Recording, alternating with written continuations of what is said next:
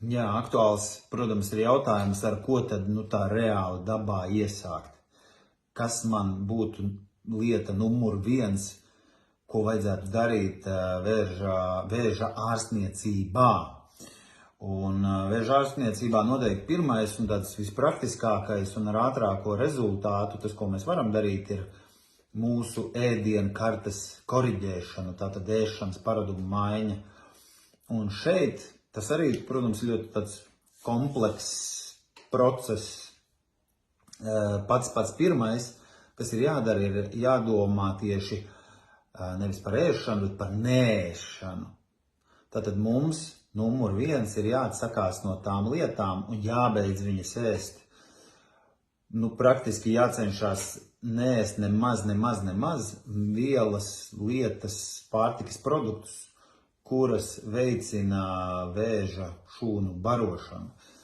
Jo vēža šūnas jau ir atkal audzējs ir dzīves organisms, un viņš barojās no tā, ka mūsu ķermenis, mūsu iekšējā vide ir piesārņota pilna ar dažādām nevajadzīgām vielām, ar ķimikālijām, ar mākslīgiem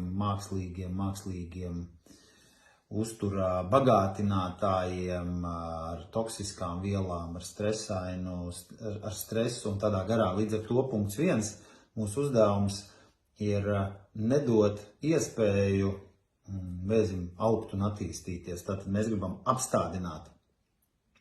Līdzīgi kā, teiksim, ja mums ir mašīna, bet mašīnai nav degvielas, viņa nekur nevar aizbraukt. Viņa joprojām ir, bet viņa vienkārši nekustās, viņa nekur nedodās. Kaut kādā mērā līdzīgi ir ar vēzi. Tāpēc punkts 1 domā, ko izsvītrot no savas ēdienu kartes. Un tās galvenās lietas būtu cukurs, jeb kāda veida rafinētais cukurs, tātad mākslīgi ražotais cukurs pie kafijas, bulciņas, končas, saldējumi, jebkas, visu vienkārši izmetam ārā un uz kādu laiciņu aizmirstam. Augļi un augļos esošā fruktoze netraucē, un viennozīmīgi augļos ir pietiekami daudz dažādu vitamīnu un antioksidantu un citu vielu, šķiedrvielas, UTT. Līdz ar to, pat ja tur ir kaut kāda ietekme uz to, ka vēzis dabū cukuru, tur pretī ir ļoti daudz ar labas vielas. Tāpēc augļus mēs neizsvītrojam, bet jebkāda veida cukuru, kas ir tāds ar karotīti pieliekams, to mēs izmetam ārā. Jo vēzis pēc būtības viskārākais tieši ir uz cukuru. Un salīdzinot ar parastām, ar normālām šūnām, šīs te vēža šūnas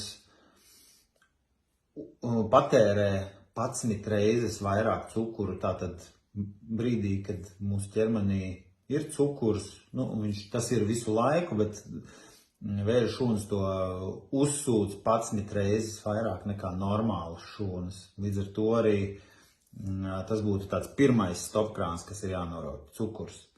Otrs, jebkāda veida miltu, baltie miltu produkti, maize, makaroni, baltie rīsi, protams, visas buļciņas, mūsu garšīgās siera buļciņas un vispārējais. Mēs arī izmetam ārā. Daudz labāk tā vietā liksim, teiksim, pupas, dažādus dārzeņus. Var, protams, meklēt maizi bez cukura, bez rauga vai ar ļoti, ļoti mazām šīm te sastāvdaļām un ar šķiedrvielām. Jo būtībā maize, viņa atkal ogļhidrāti, kas pārtop cukurā, bet nedod mums tādu pievienoto uzturvērtību. Līdz ar to mēs šīs te ogļhidrātus mēs varam uzņemt savādākā veidā, nebojājot, nepiesātinot savu ķermeni, plus maizīte un miltu produkti viennozīmīgi arī ir pietiekami papildināti ar dažādām nevajadzīgām ķīmiskām vielām. Gaļa ir nākošais, īpaši sarkanā gaļa, Nu, patiesībā jebkāda veida gaļa un gaļas izstrādājumi, desas, cīsiņi, UTT, UTJP, to mēs noņemam nost arī uz kādu laiku. Un būtībā šeit mēs varam minēt tādu vispār kopā dzīvnieku valsts izcelsmes produktus, tātad gan gaļa, gan arī piena produkti, piens, krējums, sviests, tādā dabīgā izpildījumā visu noņemam nost, ar izņēmumu paniņas un kefīrs. Tie ir fermentētie produkti palīdz mūsu ķermenim, un tie jau strādā nedaudz savādāk. To mēs varam, tāpat kā mēs varam pārkausēt parasto sviestu, pārveidot par gijas sviestu, bet to mēs izdarīsim.